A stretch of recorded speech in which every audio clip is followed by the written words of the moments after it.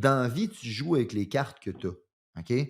Puis trop souvent, le monde essaye d'avoir la carte et le jeu parfait, puis ça n'existe pas. Bienvenue au podcast Dumbbell et Domination. C'est pour les entraîneurs entrepreneurs qui sont tannés du statu quo et qui veulent vivre à leur plein potentiel. C'est pour ceux qui veulent plus d'impact, plus de revenus et plus de liberté. C'est pour tous ceux qui ont des objectifs incroyables et qui sont prêts à faire peu importe ce que ça prend pour les atteindre. On fait pas dans la médiocrité. On est les 1% des coachs qui veulent vraiment plus. On est là pour changer le monde de l'entraînement et on passe notre temps à vouloir s'améliorer pour aider plus de gens possible. Ce podcast est dédié pour toi.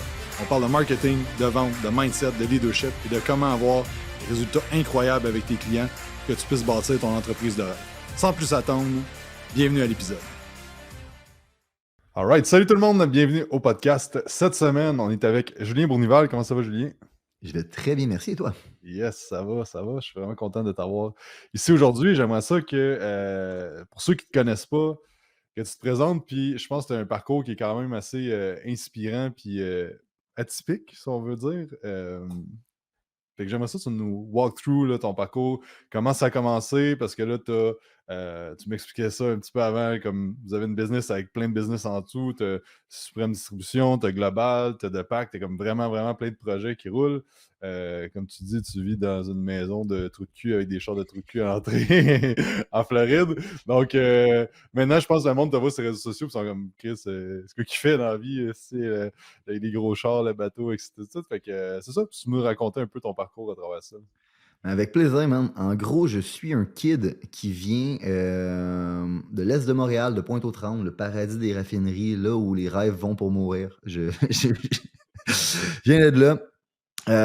J'ai parcours atypique, je sais pas, dans le sens que je pense que plusieurs entrepreneurs ou plusieurs personnes qui je pense que je suis pas la seule personne qui a eu ce genre de parcours-là, mais en gros, moi, c'est que je ne fitais pas dans le système scolaire.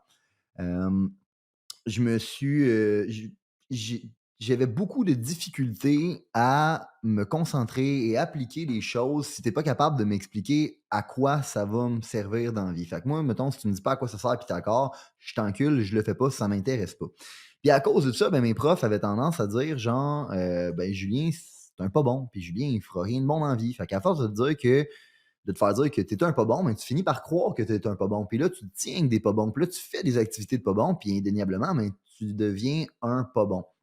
Puis, mais moi, mes profs me disaient tout le temps, Julien, dans le fond, si t'aimes pas l'école, parce que bien évidemment, je n'allais pas faire un bac, je n'allais pas aller loin à l'école parce que ça me faisait chier, tu devrais aller faire un DEP. Puis moi, même, me salir les mains, ça me fait chier. Je suis une petite crise de princesse.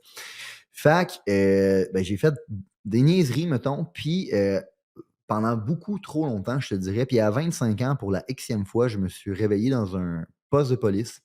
Puis je me suis dit: «OK, ben, ça suffit. Faut que je fasse des changements dans ma vie».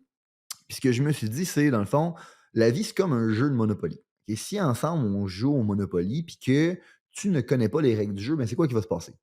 Tu vas perdre au jeu, tu vas trouver qu'il est plate en tabarnak, puis tu vas te ramasser en prison. Puis c'est pas mal ça qui se passait avec moi, mettons. Fait qu'à un moment donné, je me suis dit: «Sais-tu quoi, Julien? Faut que tu apprennes les règles du jeu, que tu joues au jeu, que tu deades le jeu, puis qu'après ça, tu montres à tes chums comment jouer au jeu». Puis c'est là que le début de mon développement entrepreneurial a commencé. J'ai commencé à travailler dans les ventes, puis de fil en aiguille, ben, je me suis retrouvé dans une industrie qui me parlait énormément, qui était l'industrie du home improvement, parce que ça rassemblait toutes les skills que j'avais bâtis dans la dernière année de mon développement personnel. Puis, de là, ben, j'ai trouvé qu'il y avait des flaws dans mon industrie. J'ai trouvé qu'il y avait des problèmes, des choses qui devaient être réglées et personne qui était prêt à la régler, ni la compagnie pour laquelle je travaillais. Fait que je me suis dit: «You know what? Si je ne suis pas capable de trouver l'environnement que je cherche, ben, moi, je vais le créer». Fait que ma business, à la base, a été basée elle a été construite pour donner le service que moi, j'aurais aimé avoir, OK? Puis à plusieurs niveaux, dans le sens que quand j'ai commencé à me développer en développement personnel, puis entrepreneuriat, puis toute cette patente-là, j'étais quand même vieux. J'avais genre 25 ans. Puis je me suis toujours dit: «Man, si à 18, 21 ans, quelqu'un serait venu puis il m'avait dit: "Julien, il existe un chemin différent, viens, je vais te tendre la main, je vais te montrer", hostie que je serais ailleurs aujourd'hui». Fait qu'une grosse partie de la structure de ma business a été construite autour du fait que je veux prendre des kids de 18 à 21 ans qui sont un peu les enfants perdus, man, qui ne trouvent pas leur place dans le système scolaire et dans la société en général, puis qui veulent plus. Ils sont intelligents, sont capables. C'est juste qu'il y a personne qui leur montre le chemin. Ben moi, je veux les prendre, leur montrer le chemin, puis leur dire, regarde, si tu viens ici, tu vas être capable de bâtir une carrière, et non seulement bâtir une carrière, mais peut-être un jour avoir ta business à l'intérieur de la business. Fait que, tu sais, tantôt, tu disais, j'ai plusieurs business, mais c'est parce que nous, on opère sous un modèle de dealership. Fait que c'est un peu comme un modèle de franchise, mais la grosse différence, c'est qu'on ne recrute pas n'importe qui. Il faut que tu viennes de l'interne. C'est du internal breeding qu'on appelle. Fait qu'on te prend par la main puis on t'amène à être capable de faire les ventes. Si t'es bon, un jour, tu vas devenir un chef d'équipe. Un jour, si t'es bon, tu vas devenir un directeur. Un jour, si t'es bon, tu vas devenir un general manager. Puis là, tu vas avoir ta business à l'intérieur de la business. Puis tu vas avoir un actif qui produit de la valeur, qui crée de la valeur, puis qui produit de l'argent pendant que tu le possèdes.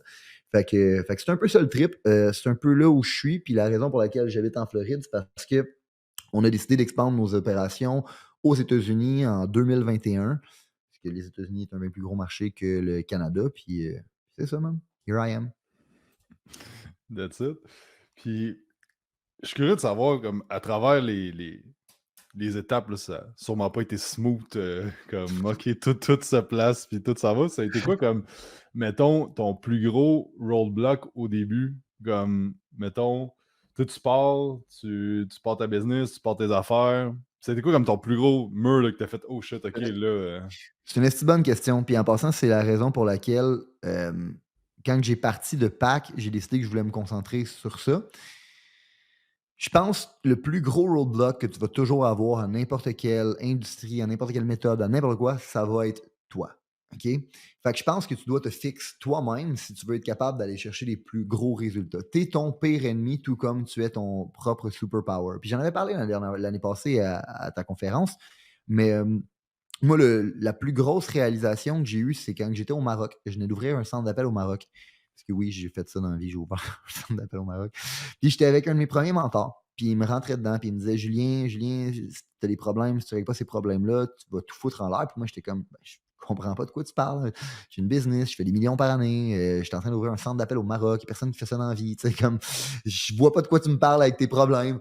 Puis à un moment donné, à force de me rentrer dedans, j'ai comme catché de quoi il parlait. Puis j'ai réalisé que j'avais eu une relation difficile un peu avec mon père. Dans le fond, je ne l'ai pas connu, mettons, de 15 à 25 ans à peu près. Puis, toutes les choses que j'ai faites dans ma vie étaient pour aller chercher l'attention de mon père. Quand j'ai eu du succès avec mon band de musique, c'est parce que je voulais l'attention de mon père. Quand j'ai eu du succès dans ma business, c'est parce que je voulais l'attention de mon père. Puis toute ma vie, j'ai tout le temps dit: «Ah, je veux le crisser dans les dents de mon professeur qui me disait que je ne vais rien faire dans la vie, puis je veux le crisser dans les dents de mon professeur de ci, puis je veux». La vraie personne dans qui je voulais le crisser dans les dents, c'était mon père, je voulais son attention. Puis j'ai réalisé que non seulement c'était à lui que j'essayais de prouver de quoi, mais que le fait que j'ai pas eu vraiment de relation avec lui m'avait donné un genre de sentiment de l'abandon. Puis à cause de ça, je me mettais en genre de carapace. Je ne montrais pas qui je suis réellement. Puis malheureusement, quand tu montres pas qui tu es réellement, comment veux-tu que les gens ils t'aiment pour qui tu es? C'est juste impossible. Fait que je créais une espèce de prophétie auto-réalisante. J'avais tellement peur de me faire abandonner que finalement, les gens finissaient par m'abandonner. Je prenais du monde from scratch, puis j'ai formé. Comme je t'ai dit, tu sais, moi, mon rêve, c'est de pogner des kids de 18 à 21 ans, puis les amener à gagner leur vie. Puis après ça, être capable de les amener à scale une business. Ça a toujours été ça ma vision since fucking day one. C'est juste qu'au début, je les prenais, je les amenais from nothing to something. Puis à something, ben, ils finissaient par crisser leur camp. Parce que je m'ouvrais pas à eux, je leur disais pas exactement où est-ce que je m'en allais. J'avais toujours peur de dire certaines choses, de faire certaines choses. Fait que je me gardais une gêne, je ne montrais pas qui j'étais, je me gardais une carapace. Fait que mon staff m'abandonnait, ma première blonde à l'époque m'avait abandonné, mon band de musique m'avait abandonné. Tout le monde finissait par m'abandonner à cause de ce pattern-là. Fait que la journée que j'ai compris ça, je me suis dit, you know what? C'est fini. Maintenant, genre, je vais enlever ma carapace, puis je vais montrer qui je suis au grand jour. Puis j'étais arrivé avec cette philosophie-là dans ma business, puis ça a complètement tout changé depuis ce jour-là. C'est I'm gonna help you level up, even if it means you're gonna trade up. Fait que je vais t'aider à level up, même si ça veut dire que peut-être un jour, tu vas aller faire autre chose ailleurs. Genre, je n'ai pas la prétention de croire que tout le monde va rester avec moi pour les 20 prochaines années. Ce serait complètement stupide et imbu de moi-même de croire ça. Fait qu'il y a des gens qui vont être là, même du premier chapitre au dernier chapitre. Fair enough. Il y a peut-être du monde qui vont être là du chapitre 1 à 2, puis ils reviendront pas après. Il y en a qui vont être là du 4 à 5, qui partiront de 7 à 6, puis ils vont venir de 8 à 9. Mais en bout de ligne, je m'en calisse. Moi, ma job, c'est de te donner un livre, puis de te donner la chance de venir écrire ton nom dans le livre à quelque part. Tu me suis? Fait que, quand je suis revenu avec cette mentalité-là, puis que j'ai décidé de juste mettre ma vision sur la table, dire où est-ce qu'on s'en allait, arrêter de me garder des munitions, arrêter de me garder du teaching parce que j'avais peur que si je donnais, dans le fond, tout ce que j'avais dans mon cerveau, que le monde après ça aurait plus besoin de moi. Quand j'ai décidé d'arrêter de m'en crisser puis de genre tout mettre sur la table, man, ma business, elle a pris un autre élan, un autre niveau, une autre culture. Ça a complètement changé la game. Fait que, tout ça pour dire que le plus gros roadblock, c'était mes personal traumas, c'était moi-même, c'était mes propres programmations. Puis la journée où j'ai été capable de les surmonter, ben après ça, ma business, elle a complètement changé. Puis la beauté de la chose, c'est que quand tu le fais une fois, tu es capable de le faire plusieurs fois. Fait que quand tu es capable de caler ta propre bullshit une fois, après ça, ça devient facile. Tu es capable de voir tes patterns, tu es capable de voir ta bullshit, puis tu es capable après ça de te donner les bons reframes. Parce que techniquement, une des choses que j'ai faites pour être capable de me reframer, c'est de comprendre que mon père m'a pas abandonné. Mon père a juste fait de la place dans ma vie pour que je puisse me développer d'une façon où j'aurais pas été capable s'il avait été dans ma vie, puis j'aurais probablement repris ces mêmes patterns que lui a pris de son père, puis que son père a pris de son grand-père, puis et cetera, tu sais. Fait que les événements dans notre vie ont aucune signification. On leur attache une signification et à partir de ce moment-là, il y a des émotions qui viennent, il y a des programmations qui viennent.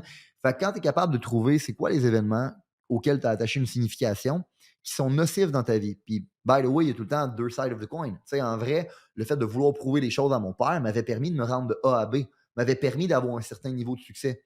Mais comme mon premier mentor m'avait dit, malheureusement, si je ne règle pas ça, je vais tout foutre en l'air. Je ne serai jamais capable de passer de B à C, de C à D, and so on, and so on. Fait que ça a été mon plus gros roadblock. C'est la raison pour laquelle une grosse partie de Pack, oui, j'enseigne comment bâtir une culture, les valeurs, l'organisation, du business 101 fundamental. Mais avant d'embarquer là-dessus, on traite le key, man, parce que si on ne traite pas le key, il n'y a rien qui va scale en haut de nous parce qu'on a notre propre limitation. Mmh.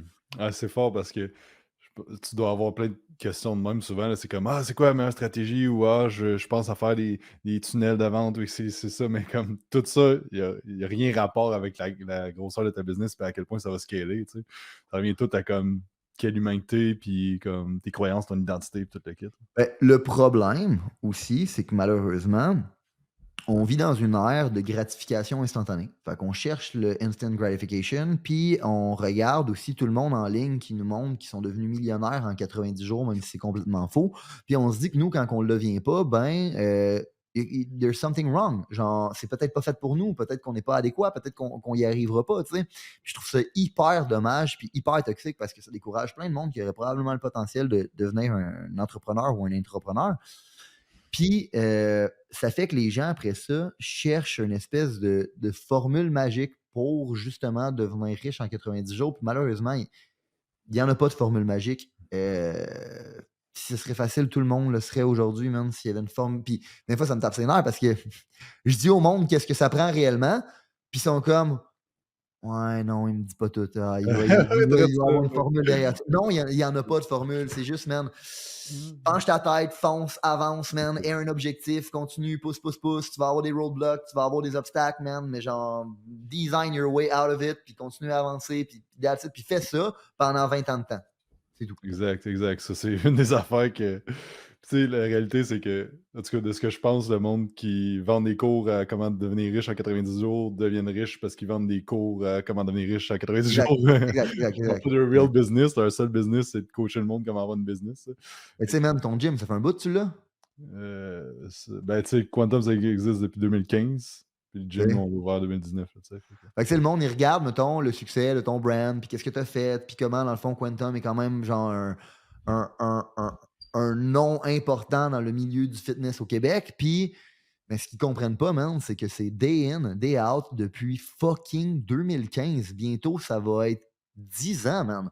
C'est Hmm. 10 ans de day in, day out, grind avec des hauts, des bas, puis tout comme moi, t'as dit, man, t'as dû en avoir des roadblocks puis des hauts et des bas. Ben, Chris, c'est pas mal sûr que Quantum en a eu aussi, là, mettons. Ouais, 100%, 100%.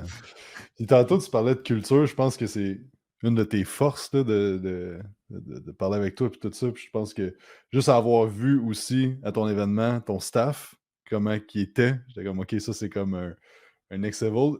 Parle-nous un peu, c'est quoi? Comme on entend ça, la culture, c'est comme un beau nom trendy, mais c'est quoi pour toi? Puis comment tu installes ça? Puis comment tu maintiens ça surtout comme day in, day out? By the way, c'est un excellent sujet, puis c'est aussi de ça que je vais parler, à ton événement. Parce que quand je dis comment être un baller, c'est que bien évidemment, si je te dis comment bâtir une culture, tout le monde s'en calisse. OK? Dans le fond, pourquoi tu veux bâtir non, mais c'est vrai, c'est comme pourquoi tu veux bâtir une culture réellement dans la vie? Ben, c'est parce que tu veux être capable de scale une business. Puis pourquoi tu veux être capable de scale une business? Parce que tu veux faire de l'argent, fait que tu veux être un baller, tu sais, basically. Fait que c'est de ça que je vais parler. Mais, comment bâtir une culture, man? Faut comprendre que il y a une culture dans ton entreprise, que tu le veuilles ou non, mettons. Il y en a une qui s'est créée de façon intentionnelle ou non intentionnelle. Puis, ben, la bonne façon de le faire, c'est d'une façon intentionnelle. Fait que moi, je pense que la job de CEO, principalement, c'est d'être un ingénieur. C'est de regarder ta machine, ta business, c'est une machine. Tu veux regarder comment ta machine, elle fonctionne, puis venir faire les tweaks nécessaires pour qu'elle produise le résultat que tu veux. OK? Fait que ça, c'est la job de CEO d'être un ingénieur. Puis bien évidemment, une business, ça fonctionne à travers des humains. Fait que moi, c'est ce que j'appelle de l'ingénierie sociale. Malheureusement, si tu checkes le terme en ligne, ingénierie sociale, c'est un peu péjoratif, là. C'est comment, genre, fuck over une société, puis comment, genre, être un evil motherfucker avec, avec la société, ce qui n'est pas nécessairement l'objectif, mais ce qui reste, que c'est les mêmes comportements. Puis en passant, je pense que tout le monde devrait être meilleur à comprendre le rôle d'un CEO et à comprendre comment une culture se bâtit et comment une culture amène à créer des résultats, parce que tout le monde serait plus rapide à caler la bullshit des gouvernements. Moi, quand je vois des moves qu'ils font, puis les incitatifs que ces nouvelles lois-là créent, ben, je suis capable de tout de suite comprendre ça va être quoi la résultante de ça. Parce que je comprends le comportement humain, puis je comprends que quand tu mets certaines règles en place, tu encourages certains comportements, puis quand tu encourages certains comportements, ça va finir par créer certains résultats. Fait que je pense que le monde se porterait beaucoup mieux s'il y a plus de gens qui seraient capables d'avoir un peu de connaissances d'ingénierie sociale parce qu'on serait capable de caler à bullshit des médias puis du gouvernement plus rapidement. Ceci étant dit, je viens un peu de toucher sur le sujet, là, mais en bref, selon moi, une culture, ça vient d'être capable d'ingénierer les comportements. Puis, il faut comprendre que tes résultats dans la vie, ils viennent de tes comportements. Dans le fond, c'est tes comportements, c'est tes actions qui ont créé les résultats. Puis tes actions, ils viennent de tes réflexes, ils viennent de ta programmation, puis souvent, ça vient de tes valeurs fondamentales. Fait que je peux essayer de te coacher ces résultats, mais en bout de ligne, si je veux venir à l'élément fondamental qui va avoir une différence sur tout le reste de ta game et non juste un résultat par-ci par-là et à la place de ça, le faire sur tous tes résultats, ben, je dois venir coacher tes comportements. Puis c'est ça, l'art de créer une culture, c'est de créer, dans le fond, une organisation qui agit selon les mêmes règles comportementales, puis qui produit un résultat qui est cohérent, basically. Mais je vais, mettons, je m'en garde un peu parce que ça va vraiment être ça le sujet de Alright. J'ai hâte, d'entendre ça. Fait que, puis toi, tu parles, 2 mai, c'est ça? Fait que dans le fond, si vous voulez voir Julien, de juin. 2 juin, oui, 2 mai, c'est là 2 jours. Fait que c'est ça, Julien va être là à l'atelier. Fait que si vous voulez en savoir plus sur ce sujet-là, c'est ça qui va parler. Puis, attends, Oui. juste pour faire une parenthèse, ce sujet-là, en passant, c'est le sujet qui m'a permis de faire des millions et des millions. Puis réellement, si vous voulez scale votre business, c'est probablement le sujet le plus important. Tu sais, en as parlé tantôt, genre, c'est pas le funnel que tu as besoin de faire. Puis moi, pour de vrai, je sais pas comment faire un funnel. Il y a 1 million d'affaires dans ma business que je sais pas comment faire. Puis ma job, c'est pas de savoir comment faire ces choses-là non plus. Ma job, c'est de trouver la bonne personne qui sait comment faire ces choses-là, la mettre dans la bonne chaise, l'empower, puis s'assurer que cette personne-là a le bon comportement qui va amener au bon résultat. Fait que si tu veux bâtir une business qui, à un certain point, ne sera plus dépendante de toi, euh, la meilleure façon de le faire, c'est de créer une belle culture. Si tu veux avoir une business qui est capable de scale, la meilleure façon de le faire, c'est d'avoir une culture. Si tu veux avoir une business qui a un brand, qui a une valeur, qui est un actif qui vaut de quoi, la meilleure façon de le faire, c'est de créer une culture d'entreprise. Si tu veux réellement être un CEO de ton entreprise et non l'employé de ton entreprise, ben man, faut que tu apprennes à créer une culture. Mmh. Ce que je pense, c'est que, tu sais, pas mal des entraîneurs qui écoutent, mon podcast, qui vont venir à l'atelier, c'est comme, on part en étant coach, en étant passionné d'entraînement, puis là, tu es comme: «OK, ben là, je travaille 80 heures par semaine, je fais pas tant un bon salaire parce que Ouais, comme c'est too much». Puis je pense que c'est de comprendre l'objectif final qui est comme, si tu veux de la liberté, de l'impact, puis avoir des revenus, peu importe qu'est-ce que tu veux dans la vie, ben, à un moment donné, il faut que tu bâtisses une business, là. Puis c'est ça comme va. le gap identitaire que des fois le monde a Oui, de la misère à comprendre de comme: oui. «OK, tu es un entraîneur, mais il faut que tu passes entrepreneur», là, tu sais? Eh, il y a des layers à ça, hein. Mmh. Puis nous, on a dessiné notre entreprise de même, mais tu sais, mettons le premier layer, quand tu commences, tu es un individual contributor. Fait que tu contribues aux résultats de l'entreprise, puis des fois, ton entreprise, c'est peut-être toi, là. Tu viens de commencer en business. Au début, c'était moi, là. Moi, je cognais des portes, puis j'étais tout seul, là. Fait que tu commences en tant qu'individual contributor, puis ta job, c'est d'amener des résultats à travers tes propres actions. OK? Fait que le premier layer, ça s'appelle d'être un self-manager. C'est d'être capable de te manager toi-même. Tu peux jamais espérer de manager d'autres humains puis d'être capable de bâtir une business qui va avoir des résultats si tu n'es même pas capable de te manager toi-même dans la vie, Carlis. Fait que la première étape, c'est d'être bon à se manager soi-même puis d'amener des résultats de façon constante à travers nos actions. Une fois que tu es bon à faire ça, tu peux passer au prochain niveau. Parce que là, tu deviens un manager of people. Fait que là, les résultats, tu ne vas pas les chercher à travers tes propres actions. Tu vas les chercher à travers les actions de d'autres personnes. Fait que comment tu fais ça? C'est que tu facilites leur capacité à pouvoir produire des résultats. Tu leur crées des outils, tu les aides, tu les pousses, tu les gardes accountable, tes coachs, tu fais toutes ces choses-là. OK? Quand tu es vraiment bon à faire ça, bien, éventuellement, il y a des gens que tu vas pouvoir amener à manager les gens. Fait que là, l'étape suivante, c'est de devenir un manager of manager.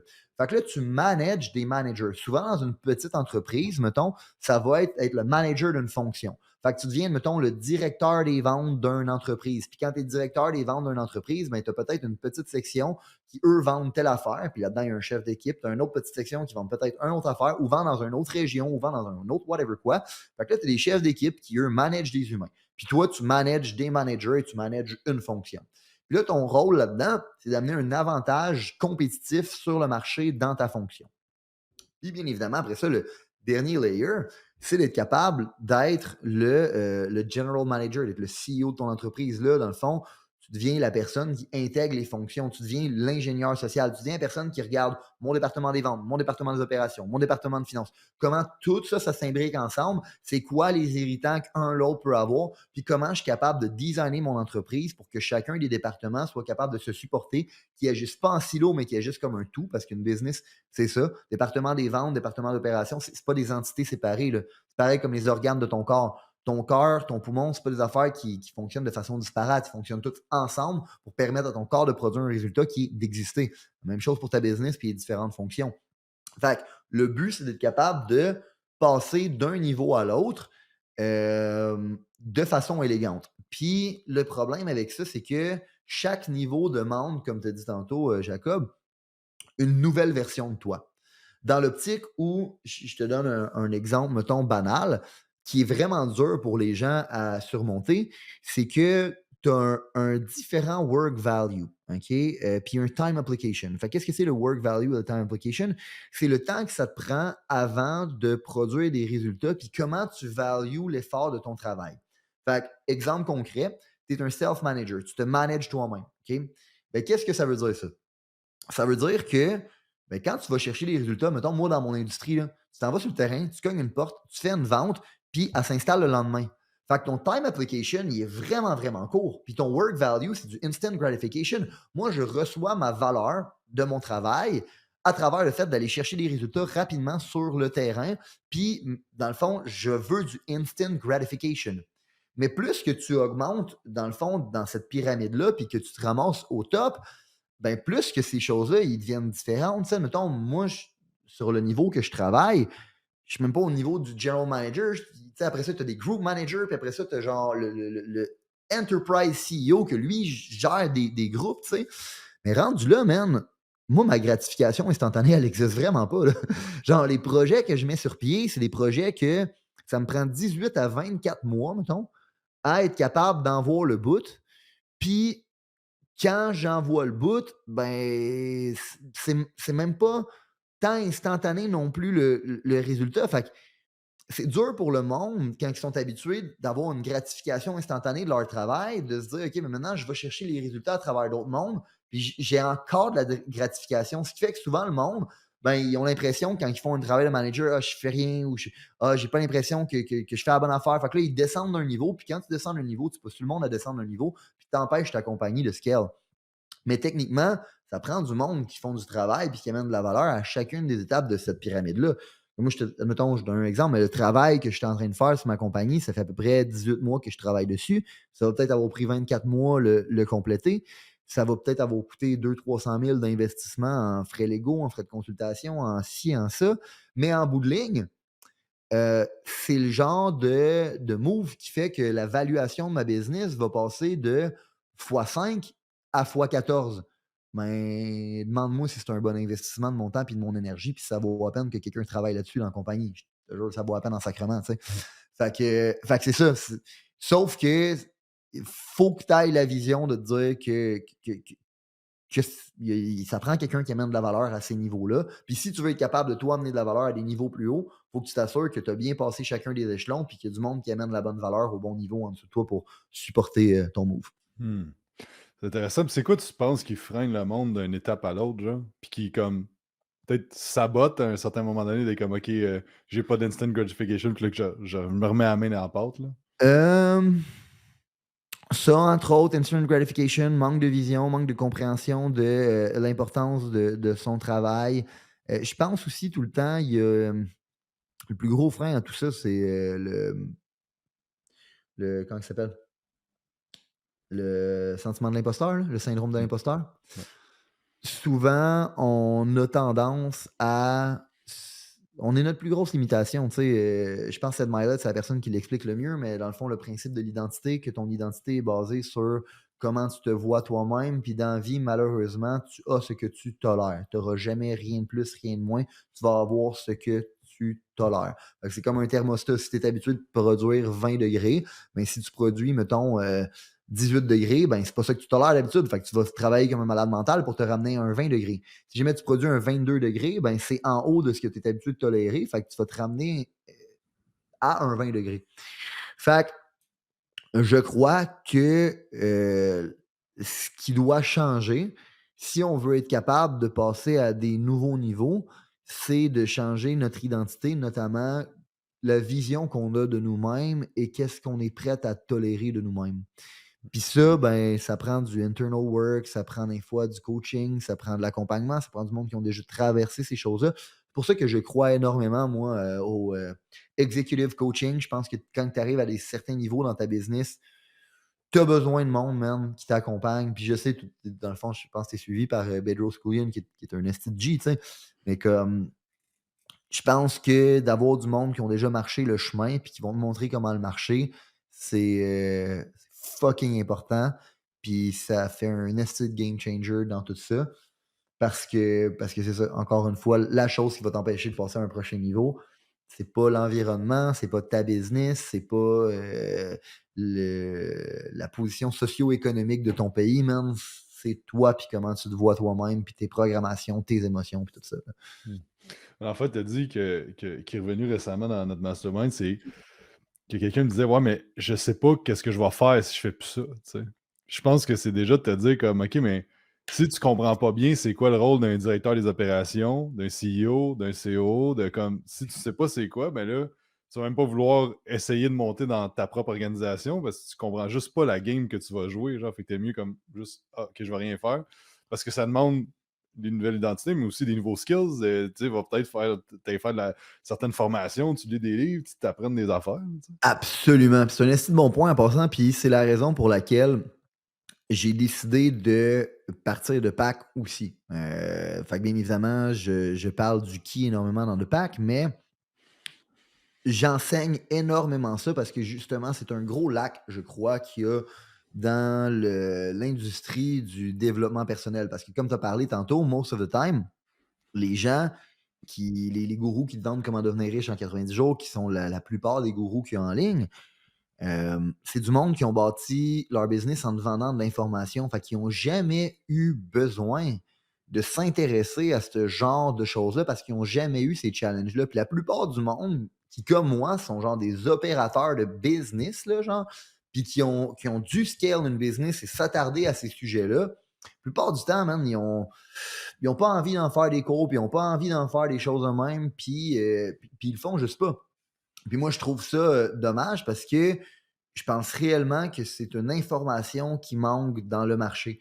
Comme j'ai dit tantôt, faire les funnels, fine, c'est une chose, c'est peut-être intéressant, mais tant qu'à ça, c'est ton directeur du marketing ou des ventes qui devrait être capable de faire ça. Puis toi, si ton but, c'est de bâtir une business, ton rôle, c'est pas de devenir le meilleur marketer ou de devenir le meilleur vendeur ou de devenir le meilleur whatever quoi, c'est de devenir le meilleur CEO. Puis le temps que tu perds à essayer de te former à travers toutes les autres choses qui sont pas de te former en tant que CEO, c'est du temps que tu perds à te former en tant que CEO. Fait que dans le fond, le temps, c'est de l'argent. Fait que le temps que tu passes à te former comme étant un bon vendeur, ben même, ta place, tu aurais dû te former à être un bon CEO, puis trouver un bon vendeur qui, lui, va bien faire ces résultats-là. Puis toi, devenir un bon CEO à lui donner du accountability, tu sais. Hmm. Fait que, il y a définitivement un lag dans le marché à travers ça.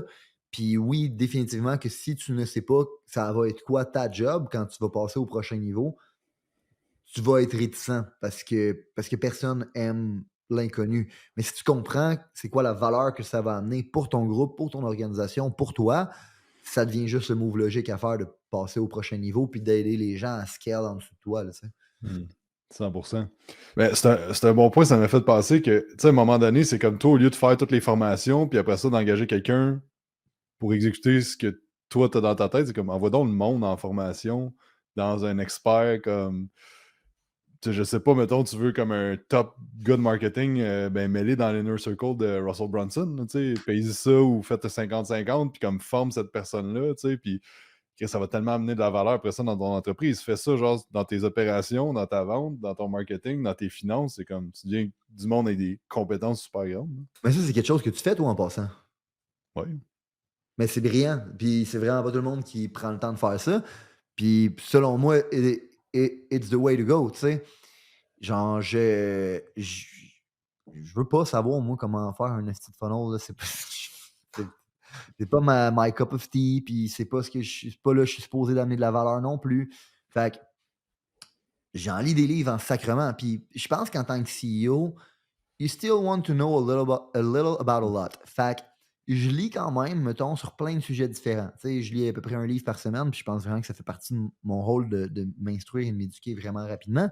Fait que je lis sur le marketing, je lis sur les opérations, je lis sur la vente, je lis sur plein de choses, mais mon but principal, c'est de trouver des nuggets, des angles, des choses que je peux me dire, ça, je pense que ça pourrait aider tel département. Ça, je pense que ça pourrait aider telle personne. Puis après ça, c'est de référer ce livre-là à cette personne-là. Puis son rôle, lui, ça va être d'extraire encore plus les nuggets que moi.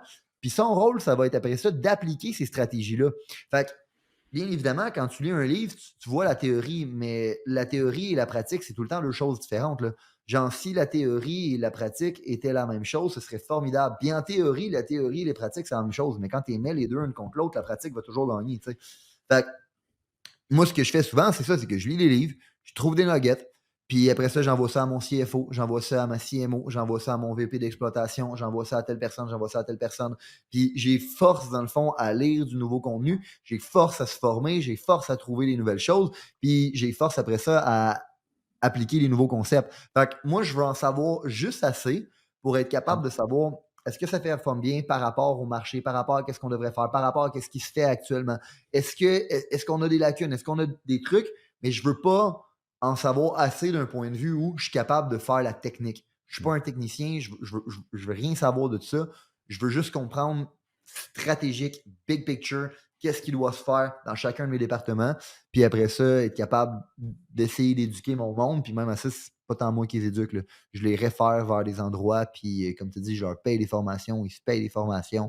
Puis je les encourage énormément à faire ça, là. Hmm. Puis moi, j'en parle pas assez souvent, mais en vrai, j'ai eu un parcours au départ qui était un parcours d'entrepreneur, tu sais. Puis la raison pour laquelle je suis devenu entrepreneur, puis je suis devenu CEO, puis je suis devenu, dans le fond, la personne qui drive la business.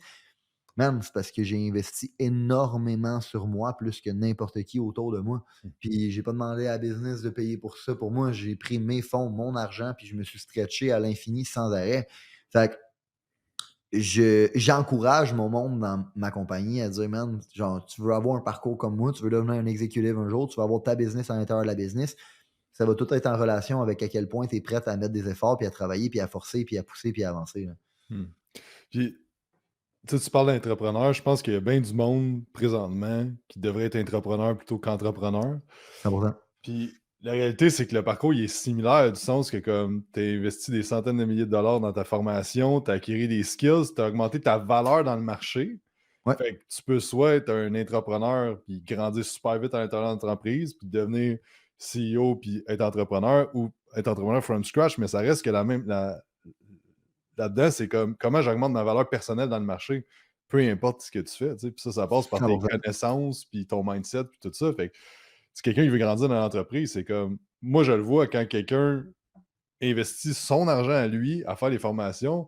Moi, j'ai un petit carnet mental où est-ce qu'il y a un check à Mais côté, je t'en puis prie. les checks, ils commencent à se. OK, puis là, next thing, cette personne vient me voir pour un poste, pour whatever quoi, où je vais y offrir, puis tu sais, c'est de même que tu grows à l'intérieur de l'entreprise. Mais je pense que comme si tout le monde comprend ce game-là, ben tu vas juste créer, augmenter ta valeur, puis juste atteindre tes résultats, tes objectifs plus vite, là. Mais ça avec, je vais le blâmer en passant sur, les gourous. Dans le sens où, malheureusement, on vit dans une ère où l'entrepreneuriat est beaucoup trop, glorifié. On essaie de faire croire que tout le monde devrait être un entrepreneur, puis that's the only path to wealth, which is not. Tu sais, moi, je prends toujours l'exemple de Tim Cook. Tim Cook, là, n'est pas le fondateur de Apple. C'est pas lui qui a fondé Apple, puis il était même le quatrième in line quand Steve Jobs est mort. Pourtant, il s'est retrouvé à devenir le fucking CEO, man, de l'entreprise. Genre, puis aujourd'hui, Tim Cook pèse des milliards, puis il fait des centaines de millions par année. Fait que, mettons, là, moi, à quel point je serais prêt à échanger ma place de fondateur et d'entrepreneur avec lui demain matin. Any fucking time, malgré que j'ai probablement pas les compétences à ce jour pour run Apple. Puis, genre, je passe un but de moi-même pour croire que je run une entreprise de trillions de dollars quand je suis en train de bâtir une entreprise qui en vaut quelques dizaines de millions, mettons. Mais tout ça pour dire que, man, des paths d'entrepreneurs, il y en a à l'infini. Là. Microsoft, quand que la compagnie est devenue publique, ils ont créé, je pense, une dizaine de milliardaires, man, puis des centaines de millionnaires. Genre, c'est une affaire de pété, man, qui a pas de bon sens. Fait que tout ce monde-là, s'ils avaient voulu à la place, genre, avoir leur ego de non, je veux avoir ma propre entreprise, puis blablabla, mais gros, ils n'auraient jamais eu l'argent que Microsoft leur a permis de faire. Fait que oui, c'est quelque chose qui n'est pas assez compris. Puis c'est deux chemins qui se ressemblent, qui sont peut-être un peu différents, où est-ce que l'entrepreneur, il est peut-être un petit peu plus risk adverse. Il aurait peut-être pas assez la fibre entrepreneuriale pour prendre tous les risques puis se dire, moi, je prends tout mon argent puis je vais all-in, man, puis je pars le projet, esti, puis advienne que pourra, man, puis le worst case, ben, je fais faillite, tu sais. L'entrepreneur a peut-être pas, mettons, cette drive-là entrepreneuriale, euh, mais par exemple, a cette fibre-là entrepreneuriale que genre, il se dit, moi, je veux bâtir des systèmes, je veux créer des affaires, puis je veux bâtir quelque chose qui va avoir une valeur un jour. Mais peut-être que ton meilleur chemin, man, c'est d'être un entrepreneur. Puis, mettons, parenthèse là-dessus, là, moi, j'ai un profil entrepreneur à l'infini. Je suis entrepreneur, ça n'a pas de bon sens.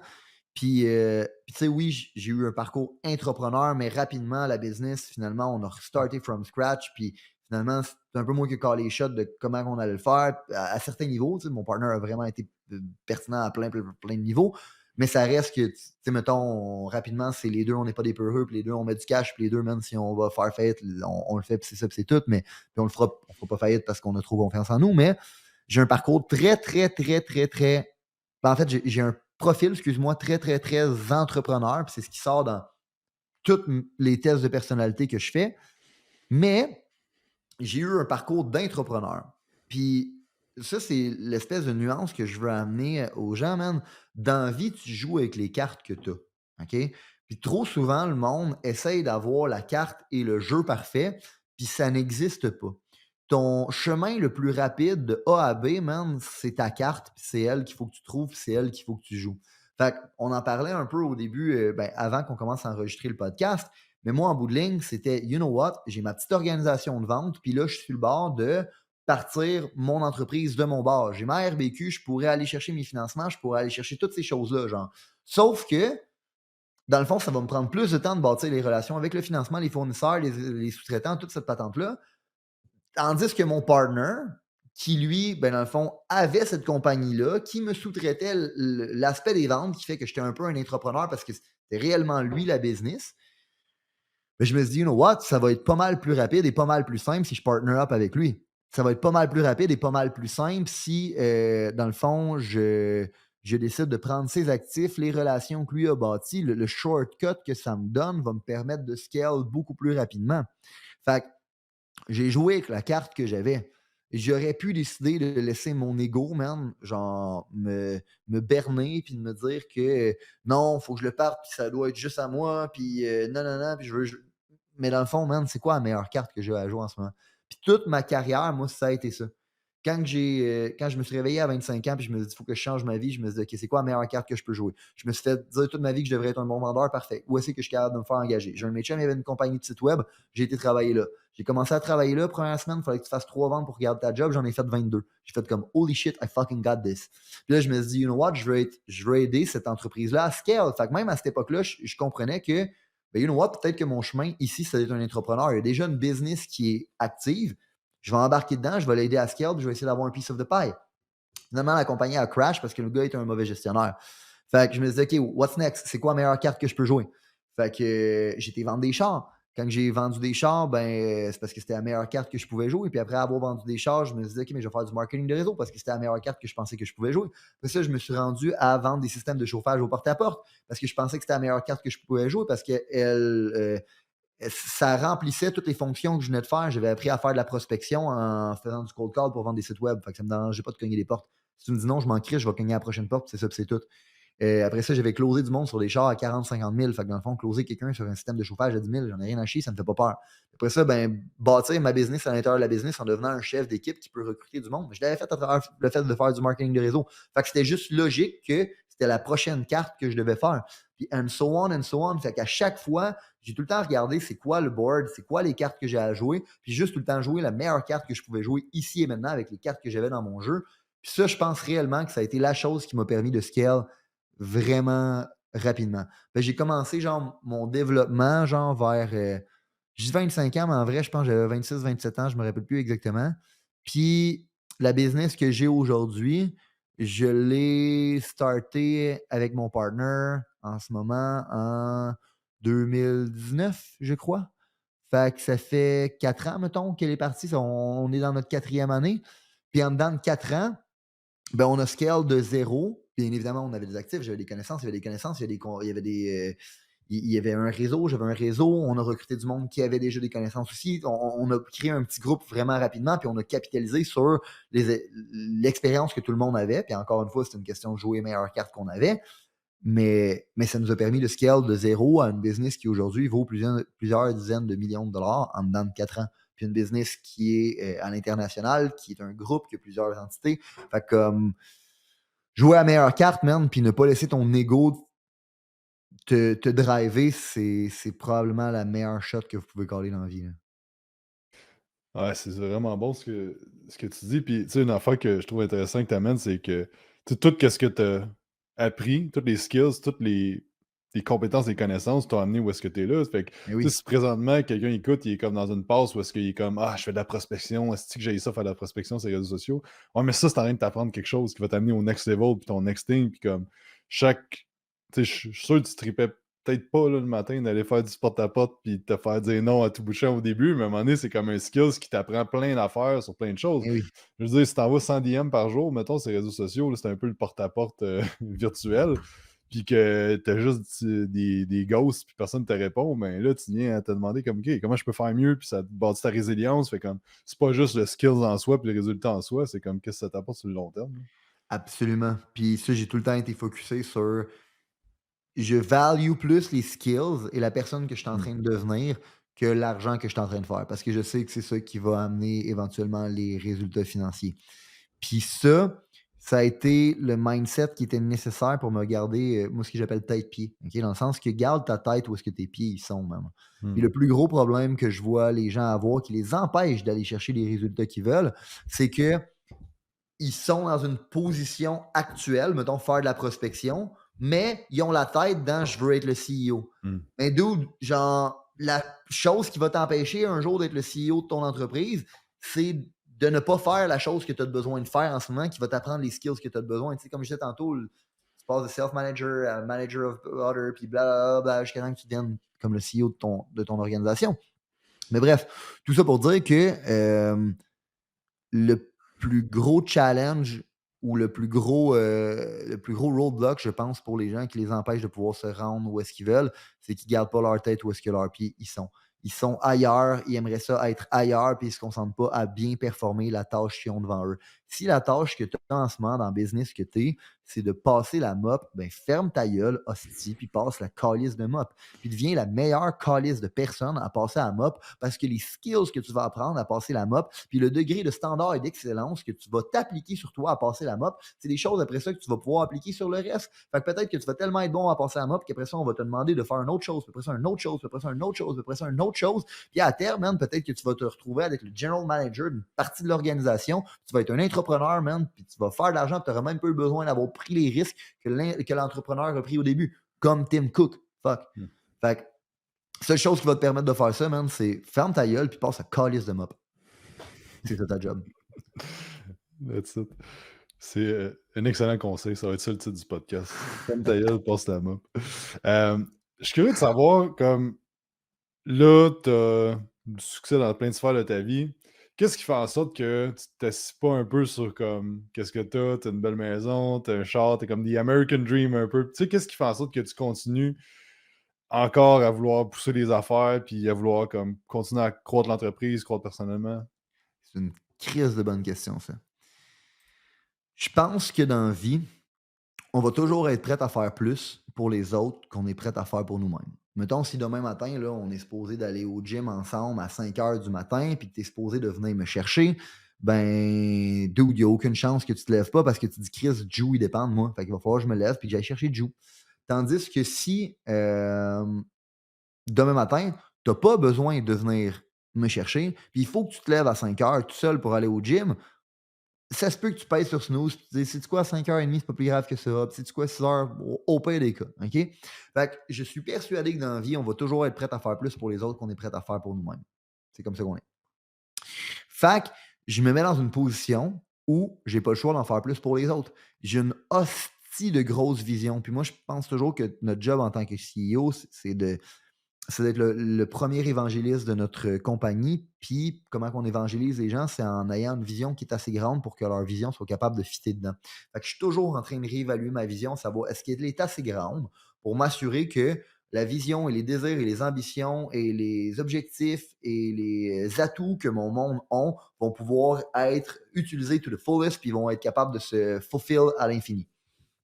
Fait que je me lève le matin parce que j'ai des comptes à leur rendre. Je me lève le matin parce que je leur ai vendu une tabarnak de grosse vision, puis ma job, c'est de l'amener à terme. Puis si je ne l'amène pas à terme, je vais être full of shit. Puis si je ne l'amène pas à terme, puis je suis full of shit, ce monde-là vont dire Julien ne peut pas être trust. Puis si on ne peut pas faire confiance à Julien, ben éventuellement, ce monde-là vont arrêter de travailler avec moi. Puis s'ils arrêtent de travailler avec moi, ben ma business n'existe plus. Puis si ma business n'existe plus, je ne peux plus prendre soin de moi, je ne peux plus prendre soin de ma famille, je ne peux plus prendre soin de mon fils, je ne peux pas prendre soin du futur de mes prochaines générations. Tu sais. Fait que c'est dans le fond, il y a ça. Après ça, j'ai toujours eu un énorme sentiment de redevance envers les futures générations. Je ne sais pas pourquoi, mais j'ai toujours eu ce sentiment de devoir-là, de donner de quoi aux prochaines générations, puis de mieux les setter que moi j'ai été seté. Puis récemment, avec mon fils, il y a comme eu un reverse qui est arrivé dans le sens où je me suis dit comment je veux que mon fils ait du respect envers le legacy que moi je vais lui donner si moi j'en ai pas envers le legacy des personnes qui sont venues avant moi. Fait que, maintenant, tout ce que je le fais parce que je veux que mes arrière-grands-parents soient fiers, man, de qui je suis devenu, puis que je rends les lettres de noblesse à leur nom de famille. Fait que je le fais pour mes anciennes générations, je le fais pour mes futures générations. C'est la raison principale pour laquelle je me lève puis je fais tout ce que je fais. Puis pour être sûr que je vais pouvoir le faire puis je vais leur rendre hommage à toutes ces personnes-là, ben je me mets une pression sociale d'avoir une grosse crise de vision pour le monde autour de moi.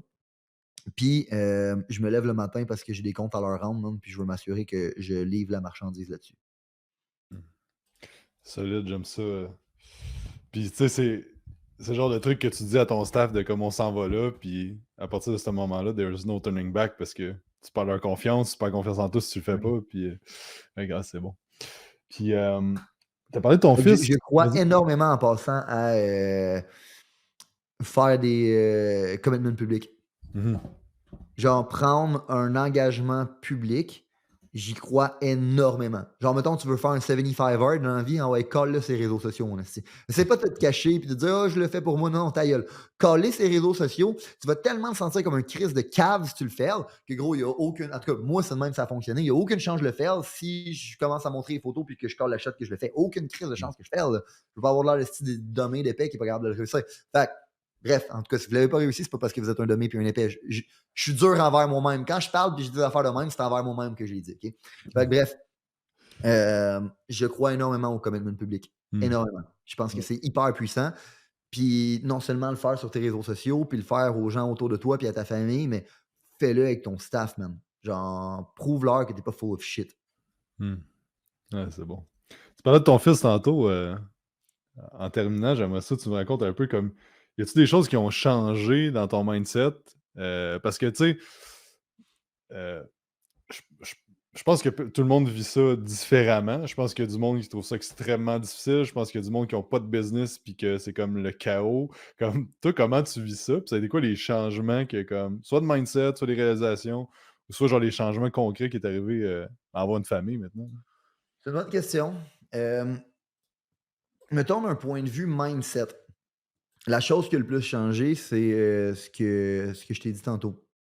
C'est que j'ai toujours eu un énorme sentiment de, devoir envers mes futures générations.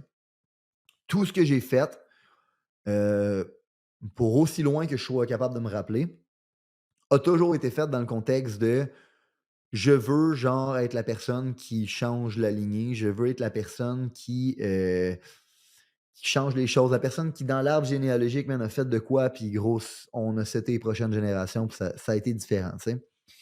Puis la plus grosse réalisation que j'ai eue, mettons, puis là, je m'ouvre à toi, puis j'en ai pas encore parlé sur le podcast, puis c'est quelque chose que j'ai décidé de faire qui est quand même fucké, là. C'est que moi, mon nom, c'est pas Julien Bournival. Mon nom, c'est Julien Bournival Vaugeois. Le nom de mon père, c'est Vaugeois, puis le nom de ma mère, c'est Bournival. Je n'ai jamais porté le nom de mon père parce que quand j'étais jeune, rapidement, j'ai identifié que le côté des Vaugeois, ben, il était déprimé, il était malade, il vivait des dépressions, man, puis c'était jamais le fun des parties de famille. Tandis que le party des Bournival, ben, man, il jouait tout de la musique, il était heureux, puis il était en santé. Fait que je me suis rapidement dit, ben, moi, si je veux m'identifier à un côté, ça va être le côté Bournival et non le côté Vaugeois. Puis je pense que ça l'a pas vraiment aidé, la relation avec mon père que je fasse ça parce qu'il a dû se sentir abandonné par son fils. Puis, parenthèse, mettons, le sentiment d'abandon que je sentais de mon père, revient de plusieurs générations. C'est que son père à lui a été abandonné, il s'est fait envoyer à l'orphelinat. Quand son père est mort, il a jamais été capable d'adresser cette conversation-là avec lui. Mon grand-père, là, quand son père est mort, il aurait aimé ça pouvoir y adresser, qu'il s'est senti abandonné, puis bla puis il a jamais été capable d'adresser cette conversation-là avec son père. Puis à cause de ça, quand son père est mort, ben, il est devenu, alcoolique. Puis c'était dommage parce que mon grand-père, c'était genre un notable, là, dans son petit village même de Shawinigan. C'était quelqu'un qui était vraiment reconnu, que tout le monde appréciait, que le monde allait voir pour des conseils, c'était un manager dans l'âme, c'était un entrepreneur, man. Il disait, il expliquait à mon père, t'as pas besoin nécessairement de partir de ta business, tu peux arriver dans une business puis genre scale là-dedans, puis c'est important de faire, mais c'est encore plus important de savoir faire, fait que faire aux autres, tu sais. Bref, plein de choses vraiment intéressantes, mais quand son père est mort, il est devenu alcoolique, puis c'est devenu un peu genre la risée du village. Puis à cause de ça, mon père c'est comme si ça l'avait mis en tabarnak après son père parce que toutes les belles leçons que son père lui avait enseignées, c'est comme s'il disait «He's full of shit». Puis en passant, autre parenthèse, je sais pas si tu savais, mais la chose qui crée le plus de, crise d'adolescence, c'est quand ton enfant réalise que you're full of shit. Quand ton enfant réalise que toutes les belles choses que tu lui as dit, quand tu lui as dit: «Ah, tu peux devenir qui tu veux, puis tu peux bâtir les rêves que tu veux, puis tu peux atteindre la vie que tu veux», puis il se rend compte à un moment donné que genre: «OK, mais pourquoi toi tu l'as pas fait, pas? Pourquoi toi, dans le fond, tu as pas suivi tes rêves? Pourquoi toi, tu as pas accompli toutes les choses que tu avais? Ah, ben moi, c'est à cause de ci». Puis là, il y a plein d'excuses. Cette journée-là, tu perds le respect envers tes parents, puis cette journée-là, tu pars une crise d'adolescence. Fait que moi, en gros, c'est une des choses que je veux faire plus attention avec mon fils. Bref, tout ça pour dire que mon père s'est révolté envers son grand-père, puis là, bien évidemment, envers son père, puis là, bien évidemment, il y a eu le sentiment d'abandon envers lui. C'est une chose qui, après ça, c'est juste transféré de génération en génération, tu sais. Fait que quand j'ai été capable de briser ce cycle-là, en adressant la conversation avec mon père, on était capable de mettre le doigt dessus, on était capable de comprendre que mon père avait cette blessure-là, puis que malheureusement, c'est une blessure qui va rester toute sa vie parce que esti, il n'a pas eu la chance de l'adresser avec son père. Qu'est-ce que c'est une conversation qu'il aurait aimé ça être capable d'adresser avec son père? Non seulement c'est une conversation que lui aurait aimé adresser avec son père, il aurait aimé ça l'adresser avec son père à lui aussi. Fait que quand j'ai réalisé tout ça, on dirait que j'ai comme pris fierté envers ce côté-là, puis envers le fait que, man, j'ai peut-être un rôle à jouer dans ce côté-là familial. Puis c'est là où l'espèce de mentalité est revenue que je te disais tantôt de comment je veux que mon fils soit capable d'avoir du respect envers son legacy si moi, j'en ai même pas? Voulant dire, comment je veux qu'ils veulent respecter le nom de son père si moi, j'ai même pas respecté le nom de mon père? Comment je veux qu'il porte mon nom si moi, j'ai même pas porté le nom du mien, man? Fait que ça m'avait amené plein, plein, plein de concepts, man. Puis là, j'ai essayé de creuser un peu plus loin pour comprendre mes origines, comprendre d'où je venais, puis être capable d'avoir plus de relations, mettons, avec mes grands-parents. Parce que j'ai juste connu la grand-mère du côté de mon père, j'ai jamais connu les grands-parents du côté de ma mère, puis je n'ai pas connu vraiment mon grand-père non plus du côté de mon père. Bref, j'ai essayé de comprendre qui il était. Puis j'ai réalisé, dans le fond, mon grand-père du côté de ma mère, c'était un vendeur. Grand-père du côté de mon père, c'était un manager, man. C'est tellement moi. Puis après ça, mes deux grands-mères, c'est deux madames que, genre, super fières, super drettes. Puis quand tu dis quoi, tu le fais, puis tu l'amènes à terme. Je suis comme, man, c'est tellement moi, ça aussi. Fait que là, j'ai commencé à, quand j'ai besoin de choses qui ont rapport avec certaines sphères de ma vie, qui ont rapport avec ces choses-là, je leur demande de me prêter de l'énergie. Je les demande de m'aider. Puis, man, à chaque fois que je fais ça, ils m'aident. Fait que là, j'ai peut-être l'air ésotérique, j'ai peut-être l'air d'un cave qui croit à des affaires qui n'ont pas rapport. Je m'en calisse, c'est de même ça fonctionne pour moi. Puis quand, quand, quand j'ai su que ma femme était enceinte puis qu'on s'apprêtait à savoir le sexe, j'ai demandé à mes 2 côtés de grands-parents de me donner un fils. Puis j'ai dit: «Si vous me donnez un fils, je vais l'appeler Vaujois. Je vais lui donner ce nom-là. Puis non seulement je vais lui donner ce nom-là, mais je vais le porter moi aussi, ce nom-là». Fait que j'ai demandé ça à l'univers, j'ai demandé ça à mes grands-parents, puis ils m'ont donné un fils. Fait que j'ai décidé de le nommer, Vaujois, c'est son nom de famille. Puis pour moi, ça a été un gros changement, ça a été un énorme honneur pour mon père aussi. Je pense que c'est quelque chose qui a été capable de bridge le gap des blessures qu'il y avait entre moi et lui. Puis ça, je pense que ça a été le plus gros changement, niveau mindset, de me dire: «Je ne vais pas juste le faire pour les anciennes générations, je vais le faire pour les nouvelles générations, excuse, je vais le faire pour les anciennes générations». Je veux pas être la personne qui brise l'arbre généalogique puis qui l'amène dans une autre direction complètement. Puis à la base, c'était un peu ça, c'était comme: «Chris, mes parents, ils l'ont échappé, puis mes grands-parents, ils l'ont échappé, puis moi, je vais faire de quoi de mieux». Maintenant, je suis comme: «Non, sais-tu quoi? C'est grâce à eux que je suis ici aujourd'hui. Eux, il y avait une certaine énergie qui me permet à moi maintenant d'avoir une certaine énergie. La meilleure chose que je peux faire, c'est prendre ce qu'ils m'ont donné, puis de l'honorer, puis de l'amener à un nouveau niveau. Puis maintenant, tout ce que je fais, puis je leur demande souvent de m'aider, puis que s'ils m'aident, je vais les honorer, puis je vais redonner les lettres de noblesse à mon nom de famille. Fait que ça a été la plus grosse chose qui a changé d'un point de vue mindset. Puis sinon, d'un point de vue, opérationnel, mettons, dans ma maison, au début, j'ai beaucoup aidé ma femme parce qu'elle a eu une césarienne, fait qu'elle avait besoin d'aide. Elle voulait pas prendre nécessairement des painkillers, chose que je respecte. Fait que je l'ai juste supporté. Puis une chose que j'ai compris, c'est que en fait, quand ma femme, elle a accouché de mon bébé, j'ai jamais autant été fier de ma femme. Je sais pas pour toi, là, Jacob, mais Je sais pas si tu as déjà entendu ça, le monde qui dit: «Ah, tu vas voir quand ton bébé il naît là, c'est l'amour instantané, love at first sight, bla». Moi, c'est zéro de même ça s'est passé. Genre mon bébé est né, puis genre je m'excuse, mais je te connais pas, j'essaye de t'aimer, puis tu me cries après sans arrêt, puis la relation est ingrate bien raide parce que la seule chose que je fais, c'est de te laver le cul puis d'essayer de m'assurer que tu survives, puis tu me vois même pas, tu te calisses de moi, puis tu me cries après, tu sais? Fait que moi, ça a plus été ma femme a souffert pour me donner un fils. Fait que la moindre des choses que je peux faire, c'est de respecter ça. Puis la meilleure façon de respecter ma femme, qui a souffert pour me donner un fils, puis by the way, j'ai jamais autant respecté ma femme que quand j'ai vu souffrir le même.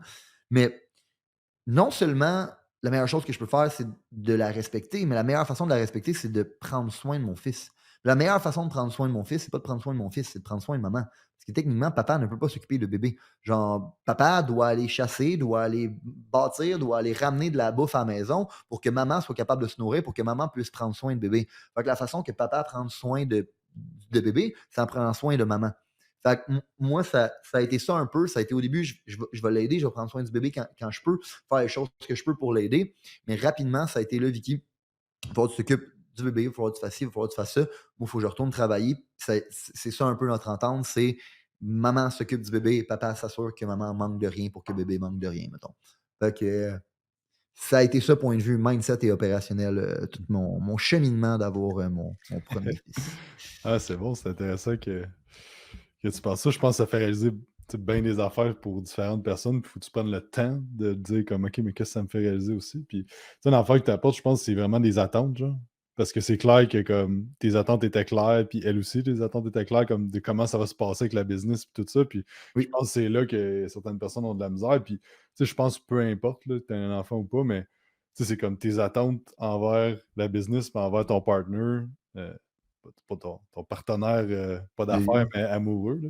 C'est comme, OK, mais comme moi, voici ce que j'attends de moi, voici ce que j'attends de toi, puis vice versa, tu sais. Parce que je pense qu'en business, c'est ça qui est tough. C'est comme: «Ah, mais ma blonde, mon chum comprend pas». Mais ouais, mais t'as-tu déjà établi c'est quoi les attentes d'un envers l'autre, là, tu sais? Fait que Exact. que Mais c'est la clé ça, c'est d'avoir une entente claire puis c'est comme on parlait tantôt, genre, off call que genre, tu sais, ma structure organisationnelle, veux, veux pas, je la rechange quasiment à chaque année parce que ça me permet de scale de A à B, mais après ça, ben, Chris, il y a des nouveaux problèmes, nouveaux challenges, nouveaux objectifs. Fait que faut qu'on revoie ça, qu'on redesign ça, puis qu'on soit tous capables de mettre notre ego de côté puis de se dire c'est quoi qui est le mieux pour l'organisation. mmh Moi, dans ma tête, là, une business, c'est une organisation. Un couple, c'est une organisation. Aussitôt qu'on est deux humains qui ont un but commun, on est une organisation, puis ça doit être traité de la sorte. Là. C'est pas de voir ça de façon mécanique, puis de façon genre ah, mais l'amour, elle est où là-dedans? Là, tu sais, ta gueule, genre, laisse-moi faire ces petites affaires-là d'arc-en-ciel, man, puis de Kalinours. C'est pas de même que la vie, elle fonctionne. Si tu fais juste te fier, genre, à l'amour puis aux émotions, mais je m'excuse, là, mais genre, je l'adore, ma femme, en passant. Mais est-ce que je l'aime à toutes les secondes de la vie? Mais non, il y a des journées qu'elle me tape ses nerfs, puis il y a des journées que j'y tape ses nerfs, sacrement. Il y a des journées que probablement qu'elle se dit, calisse que je l'haïs en ce moment, sacrement. Fait que genre, si t'es juste là à genre te fier sur l'amour et l'émotion, tu fais quoi quand il est pas là, man? Tu fais quoi? Fait que faut que tu ailles de quoi de plus que ça. Puis ça, je pense que c'est le respect, c'est le fait de qu'est-ce qu'on a bâti, c'est le fait de où est-ce qu'on s'en va, c'est toutes ces choses-là. Puis c'est pour ça que je pense réellement qu'un couple doit être traité comme une organisation puis comme une business. Fait que moi, chaque année, avec ma femme, on se réassoit puis on regarde c'est quoi nos objectifs, c'est quoi les meilleures cartes qu'on a à jouer ensemble. Chérie, est-ce que tu veux partir une carrière ou tu préfères être une femme à la maison? Si tu veux être une femme à la maison, parfait, voici qu'est-ce qu'on va devoir faire pour être capable d'arriver. Puis est-ce que c'est préférable que tu sois une femme à la maison en ce moment, selon nous, qu'est-ce qu'on veut faire? Ou c'est préférable que tu aies une carrière, selon nous, qu'est-ce qu'on veut faire? T'sais? Fait que c'est personnel à toute personne. On a tous des énergies différentes qu'on bring to the table, puis on a tous des assets différents qu'on bring to the table. Mais je sais que moi, l'énergie que j'amène, c'est très masculin, c'est très provider, puis l'énergie que ma femme elle amène, c'est très nurturing et c'est très féminin, tu sais. Fait que on est bon pour se compléter à ce niveau-là. On a cette certaine balance-là. Puis les balances, ils sont pas toujours égales et scaled de la même façon d'un couple à l'autre. Mais la chose la plus importante, c'est d'évaluer ça avec ta femme ou ton chum, puis de te dire, bon, ben toi, qu'est-ce que tu bring to the table? Moi, qu'est-ce que je bring to the table? Comment ça peut être bénéfique pour l'union qu'on a ensemble? Ça a été de quoi qui a été fucking clair avec Vicky since day one. man, si je date, c'est pour marier, mettons. Genre, je m'excuse, mais je vais pas dater si j'ai pas dans l'optique d'un jour on va se marier. Tant qu'à ça, je vais juste fourrer à droite et à gauche. Là, tu sais, tu comprends? Dans le sens que pourquoi me casser la tête à genre essayer d'avoir une relation avec quelqu'un si c'est pas dans l'objectif de ensemble on va être plus fort et ensemble on va bâtir.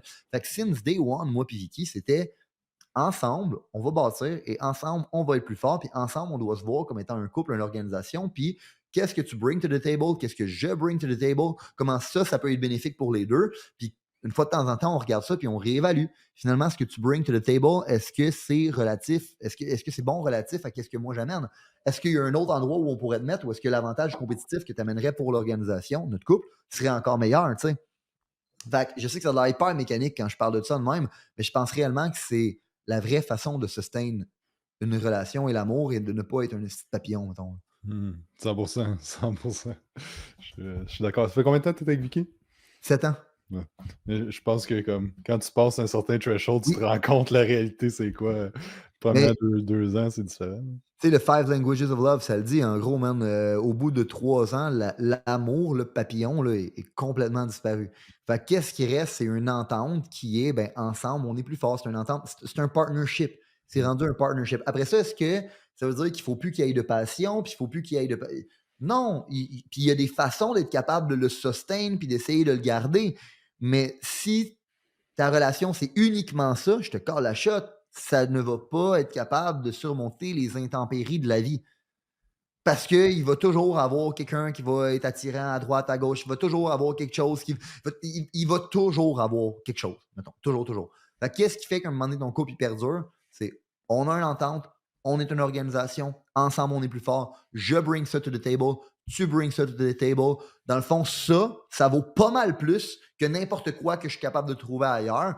Fait que you know what? À cause de tout ça, ben, ça va valoir la peine qu'on entretienne et qu'on sustain notre amour et qu'on trouve des façons, puis qu'on se donne du temps, puis qu'on investisse du temps et de l'énergie à sustain ça plutôt que de papillonner. Genre. Mmh. Ouais, très bon, très bon. On a passé de business, culture, relations pis tout, c'est bon. J'aime ça. Fait que là, Julien, tu vas venir à notre, événement 31 mai, 1er et 2 juin. Tu vas venir, aussi manger avec les membres, du mastermind puis ceux qui ont des billets VIP. Fait que, j'ai vraiment hâte, de t'entendre là puis de te voir, là-bas, au Québec. Au moins, il fait beau au mois de mai. Tu vas pas venir en plein hiver avec, les tempêtes. Fait que merci beaucoup pour ton temps, Julien, aujourd'hui. Où est-ce que les gens peuvent te trouver, sur les réseaux? Euh, Instagram, Facebook. J'ai récemment parti un TikTok, mais ça a l'air que dans le fond, j'ai un ID américain sur mon téléphone cellulaire. Fait que là, quand je poste, ça fait juste target le monde des États-Unis. Fait que là, j'avais 0 views sur mes vidéos. Tout le monde me disait, Chris, man, ton contenu est bon, je comprends pas pourquoi ça pogne pas. Puis là, il y a plein de mes chums qui m'ont dit, gros, c'est à cause de ton ID américain. Puis là, bref, on a parti un nouveau compte. Fait qu'il y a 2 comptes Julien Bournival, OK, sur TikTok. Il y en a un des 2 qui est mon compte américain, puis l'autre qui est le compte. Dans le fond, le compte sur lequel on pose du contenu, là, sans arrêt, ben c'est le compte sur lequel il y a des posts qui continuent à être postés. Fait que si tu regardes un des deux et tu te dis, Chris, il n'y a pas de nouveaux posts depuis un bout, c'est pas lui qu'il faut que tu suives, c'est l'autre, s'il te plaît. OK? Fait que TikTok, Instagram, YouTube, Partout, ouais, c'est Julien tout. Bourduval. Absolument. All right, excellent. Fait que merci à tous d'avoir écouté. Si vous avez apprécié, n'oubliez pas de faire un 5 étoiles sur iTunes, vous abonner à la page YouTube, puis on se parle d'un prochain podcast.